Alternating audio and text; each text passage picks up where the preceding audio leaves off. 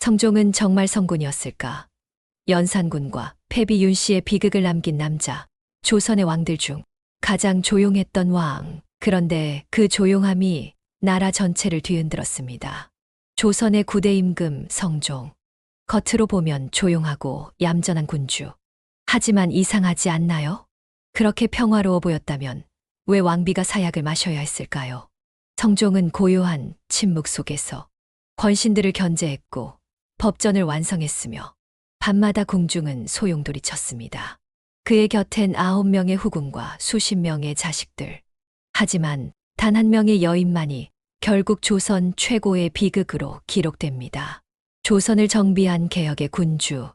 그러나 동시에 폭군 연산군을 낳은 아버지.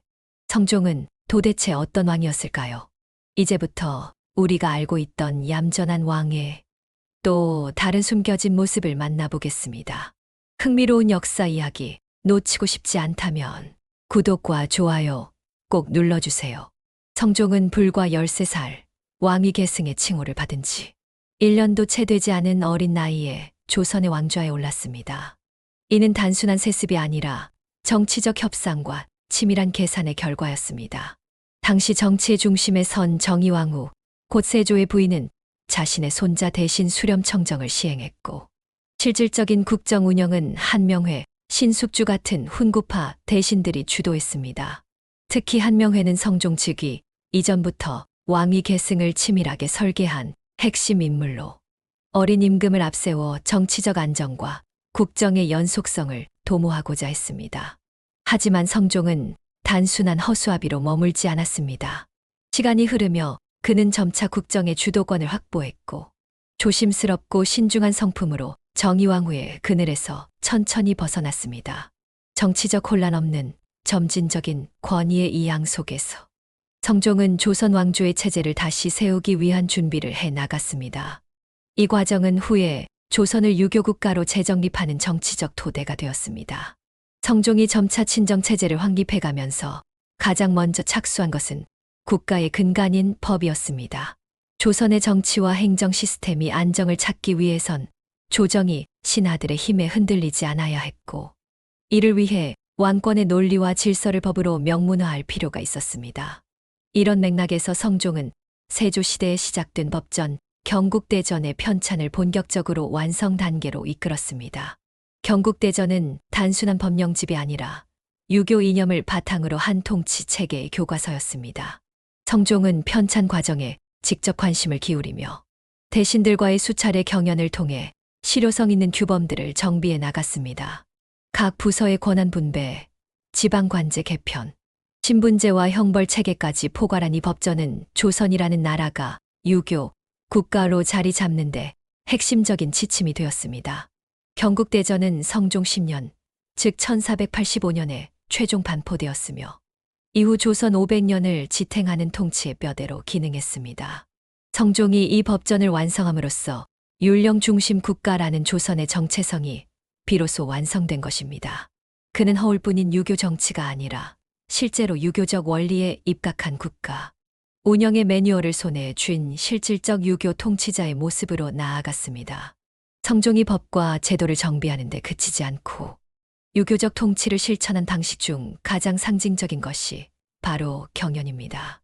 경연은 임금이 직접 유학자들과 함께 유교 경전이나 역사서를 탐독하고 그 내용을 바탕으로 국정의 방향과 정책 철학을 논의하는 학문적 정치회의였습니다. 세조 즉위 이후 약화되었던 경연은 성종대에 들어 다시 활발하게 부활했고 성종은 이를 임금으로서의 가장 중요한 책무로 삼았습니다. 그는 하루에도 여러 차례 경연을 열었으며 자신의 건강이 악화된 말년까지도 경연을 거르지 않으려 애썼습니다. 조선왕조실록에 따르면 성종은 재위 기간 동안 무려 9,000회 이상 경연에 직접 참석했는데 이는 조선 역대 임금 중 세종 다음으로 많은 수치입니다. 그만큼 그는 학문을 단순한 형식적 수양이 아니라 통치의 본질로 받아들였던 것입니다. 또한 성종은 경연을 단순히 형식적인 자리로 여기지 않고 신하들의 의견을 적극적으로 수용하며 유능한 인재를 과감하게 등용했습니다. 김종직, 김굉필, 유자광 같은 당대의 대표적 유학자들은 모두 이 경연을 통해 두각을 나타냈으며 성종은 그들의 진솔한 조언을 적극 받아들여 정치의 내실을 다졌습니다. 이렇듯 성종의 경연은 단순한 유교 경전 학습 자리가 아니라 실질적인 국정 논의의 장으로 기능하며 조선을 보다 합리적이고 활기찬 유교 국가로 만들어갔습니다. 법과 제도를 정비한 성종은 이 경연을 통해 국가의 철학을 정립하고 지식과 권력을 균형 있게 운용한 학자 군주로 기억됩니다. 하지만 성종의 통치가 언제나 완벽했던 것은 아니었습니다. 그는 조선 사회의 안정과 조화를 너무나 중시한 나머지 권력의 핵심을 장악하고 있던 훈구, 대신들과 외척 세력에 대해 과감한 개혁 대신 신중한 기다림의 정치를 선택했습니다.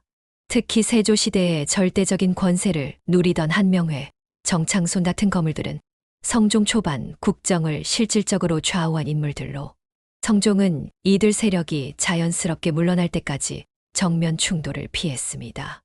이는 그의 온건한 성격과 유교적 이상주의에서 비롯된 판단이었지만 결과적으로 훈구 세력의 네트워크와 권력 독점은 제대로 해체되지 못했습니다. 더욱이 성종은 신권과 왕권의 균형을 위해 훈구 대신들과 끊임없이 타협하며 점진적인 개혁을 시도했으나 급진적인 변화는 이루어지지 않았습니다. 대신들의 잦은 권력 다툼이나 부정 축제에 대한 엄중한 처벌도 미흡했기에 그 패단은 성종 사후에 드러나게 됩니다. 성종이 유지했던 무리 없는 국정 운영은 단기적으로는 전국의 안정을 가져왔지만 그 이면에는 부패한 권력 구조가 점차 고착되어 갔습니다. 이 체제가 연산군 시대로 넘어가면서 통제 불가능한 폭정으로 이어졌다는 점에서 성종이 보다 단호한 개혁을 단행하지 않은 점은 분명 비판의 여지가 있습니다. 결국 그는 분열을 피한 지혜로운 군주로 평가받기도 하지만 동시에 변화를 외면한 보수적 통치자라는 상반된 평가를 함께 받는 인물로 기억됩니다. 성종의 유지 중심의 정치는 당대에는 적절했을지 모르지만 후대에는 분명한 한계로 작용하게 되었던 것입니다. 성종의 여성 관계는 조선 왕조 역사상 가장 특별한 면모 중 하나였습니다. 정식 왕비만 3명, 공식적으로 이름이 남은 후궁만 9명에 이르렀으며 그 외에도 실록에조차 이름이 남지 않은 승은 여성들도 적지 않았습니다. 총 28명의 자녀를 두었다는 점은 그가 얼마나 많은 여성들과 관계를 맺었는지를 보여주는 수치이기도 합니다. 이렇듯 복잡한 여성 관계는 단순히 한 임금의 사생활에 국한되지 않고 궁궐 내부의 권력 구도와 감정적 갈등에 깊은 영향을 끼쳤습니다. 그 중심에는 후궁들 간의 알력과 질투, 그리고 정비와의 갈등이 자리 잡고 있었으며 이러한 구조 속에서 역사상 가장 비극적인 궁중 사건 중 하나가 일어나게 됩니다. 바로 성종의 두 번째 왕비이자 연산군의 생모였던 패비 윤씨 사건입니다.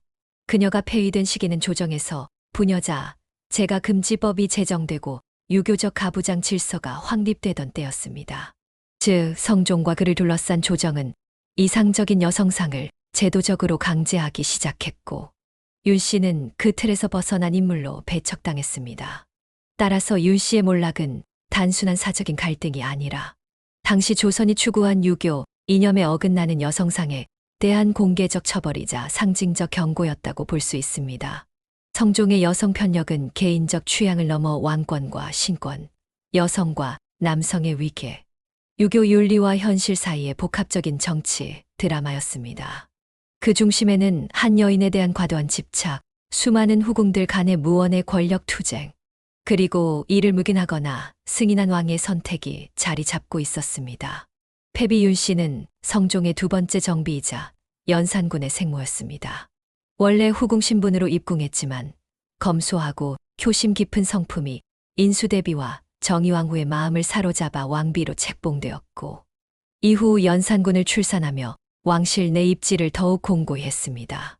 하지만 그 영광은 오래가지 못했습니다.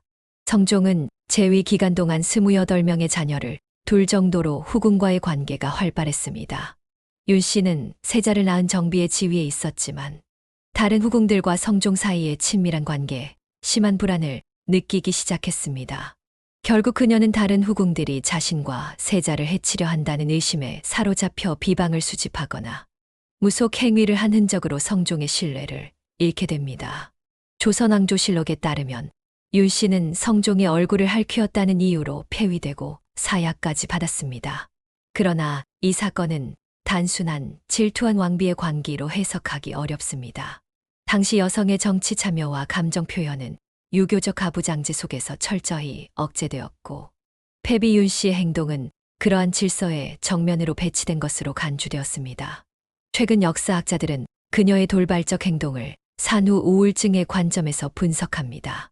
윤 씨가 연산군 출산 직후부터 정서적으로 불안정했고, 고립된 궁중 생활에서 극심한 스트레스를 받았을 가능성이 높다는 것입니다. 또한 그녀를 향한 조정의 여론 형성에는 성종의 정치적 의도뿐만 아니라 왕실 내 여성 간 서열 다툼, 인수대비를 포함한 외척의 압력도 크게 작용했을 것으로 보입니다. 결국 패비 윤 씨 사건은 단순한 개인의 질투가 아니라 조선 왕실 내부의 권력과 이념, 억압적 성별 구조가 복합적으로 얽힌 비극이었습니다. 성종의 정비이자 연산군의 어머니였던 그녀는 끝내 왕실에서 배척당하고 역사 속에서도 왜곡된 악녀로 평가되었던 인물입니다. 성종은 재위 25년 차였던 1494년, 아직 40도 채 되지 않은 젊은 나이에 건강이 급격히 나빠졌습니다. 조선왕조실록에 따르면 먼저 입술에 종기가 생겨 심하게 피가 날 정도로 악화되었고, 이어서 코피가 멈추지 않아 결국 경연을 중단하게 됩니다. 그 후에는 설사, 이질, 천식, 마비 증세까지 겹쳐지며 병세가 급속도로 악화되었습니다. 병석의 눈이 등에는 종기가 골마오르고 배꼽 아래에도 심각한 종양이 퍼져 신체 기능이 완전히 무너졌습니다. 당시 의학 수준으로는 이러한 증상의 정확한 원인을 밝히지 못했지만, 오늘날 의학적 관점에서는 폐결핵, 종양 또는 심각한 성병을 동반한 전신 염증성 질환의 것으로 추정됩니다. 특히 성종이 많은 후궁과 관계를 맺고 음주와 야대, 밤에 연애를 즐겼다는 기록을 고려하면 반복된 체력 소모와 성인병, 열악한 위생 환경 등도 사망 원인에 영향을 미쳤을 것으로 보입니다. 이는 조선 왕들의 평균 수명인 약 46세보다 훨씬 이른 죽음이었습니다. 그럼에도 불구하고 성종은 조선 역사에서 가장 이상적인 유교 군주의 전형으로 평가받습니다. 세조대에 시작된 경국대전을 완성해 법치의 기반을 다졌고, 경연 제도를 부활시켜 군주와 신하 간의 학문적 소통을 제도화했습니다. 동국통감, 동국여지 승람, 악학괴범 등 문화 편찬 사업도 활발히 이뤄져 조선 중기 문화의 황금기를 열었습니다. 하지만 성종의 신중한 성격은 정치 개혁에 있어 소극적이었습니다. 한명회 등 훈구 대신 세력의 영향력을 완전히 제거하지 못했고, 대대적인 권력 개편이나 과감한 혁신 없이 기존 체제 유지에 집중했습니다. 이러한 선택은 단기적으로는 안정과 질서를 가져왔지만 장기적으로는 연산군의 폭정으로 대표되는 후속 세대의 혼란을 피할 수 없게 만들었습니다. 성종의 시대는 조선 중기의 안정을 이룬 시기였지만 동시에 숨겨진 균열의 시작점이기도 했습니다. 우리가 성종을 다시 조명해야 하는 이유는 분명합니다. 그는 외형적으로는 조선 역사상 가장 이상적인 문치 군주였습니다. 유교적 국가 체계를 확립하고 법과 제도를 정비하며 신하와의 소통을 중시하는 군주의 모범으로 기억됩니다. 그러나 이처럼 단단하게 다져진 외형 속에는 보이지 않는 균열이 존재했습니다. 그가 정면으로 개혁하지 않은 훈구파의 장기 집권, 지나치게 신중했던 인사 정책, 후궁 체계를 중심으로 벌어진 궁중의 질투와 갈등, 이 모든 것들이 차곡차곡 쌓여 결국 연산군이라는 비극의 씨앗을 틔우는 토양이 되었습니다. 겉으로는 조율과 안정, 이면에는 억눌린 불균형과 감정의 응어리, 성종이 일군 평화는 아이러니하게도 다음 세대의 혼란으로 이어진 셈입니다. 성종의 시대는 조선이라는 거대한 나무가 깊은 뿌리를 내린 시기였습니다. 경국대전의 완성으로 국가 운영의 법적 토대가 마련되었고, 경연의 복원은 사림이 정치 무대에 진출하는 결정적인 계기가 되었습니다. 다양한 문화 편찬 사업은 후대 조선의 정체성을 분명히 확립하는 데 기여했습니다. 하지만 그 뿌리의 깊이만큼 맺힌 열매가 모두 건강했다고 말하기는 어렵습니다. 성종 시대의 온건하고 균형 잡힌 통치는 다음 세대에서 극단과 격변으로 표출되었고, 결국 연산군의 폭정이라는 조선 왕조 최악의 위기를 초래하는 씨앗이 되었습니다. 우리가 이 시기를 다시 성찰하는 이유는 단순한 왕의 전기를 넘어 이상적인 통치가 반드시 완벽한 결과를 보장하지 않는다는 교훈을 되새기기 위함입니다. 성종. 정치는 유연하게, 삶은 열정적으로 살다 간 왕. 그의 짧고도 강렬했던 38년의 인생은 지혜로운 왕이라는 평가. 이면에 얼마나 많은 외부의 압박과 내면의 갈등을 견뎌내야 했는지를 보여줍니다. 야대에서의 술자리, 수천 차례에 달하는 경연, 그리고 법과 문화의 정비. 그는 누구보다 치열하고 열정적으로 조선을 다스렸습니다. 오늘날 우리는 그 치열함 속에서 스스로에게 묻습니다. 진정한 이상적인 통치란 무엇인가? 성종은 아마도 그 답을 끝까지 찾고자 했던 왕이었을 것입니다. 조선의 또 다른 숨겨진 이야기가 궁금하신가요? 구독과 좋아요 잊지 마세요.